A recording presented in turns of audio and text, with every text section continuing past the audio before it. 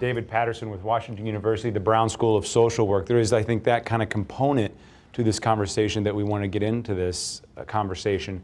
First of all, we just read an excellent article about you in the New York Times recently. It was a very personal story. Not unlike we just heard some personal stories here. Can you share a little of your personal story as it pertains to this topic? Sure. So in 1989, I'm a high school dropout and started drinking alcohol and smoking marijuana at a very early age, and eventually dropped out of school, worked my way into some type of job, was a garbage man for a long time, and just continued on in that path. Alcohol led to other things, and eventually became very suicidal and other mental health issues, and eventually wound up in a psychiatric hospital where they treated me for not only the mental health but the addiction part of it. So are you able to relate to any of the stories you're hearing tonight and some of these issues we're hearing about in our communities? Absolutely.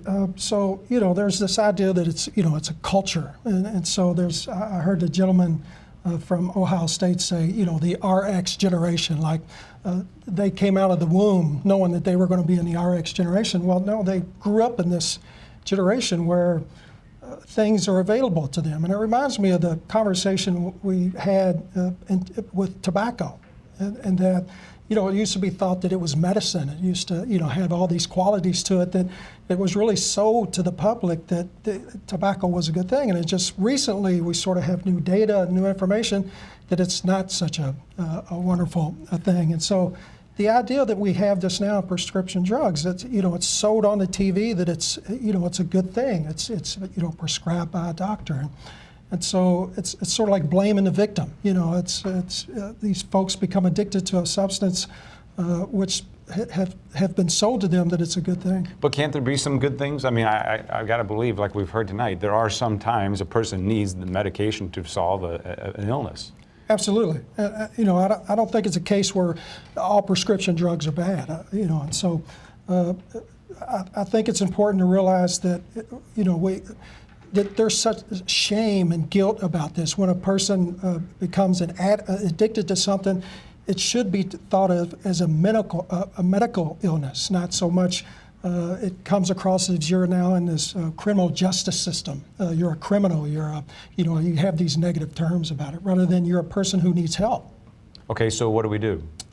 That's a good point. So treatment works. And so I think you have to break it up in two different parts. There's prevention, and so there's been some good discussions about prevention. NIDA, National Institute of Drug Abuse, have really started to target parents and being, I think it's called, I forget, it was productive parents or whatever, teaching how to talk to kids and about drugs.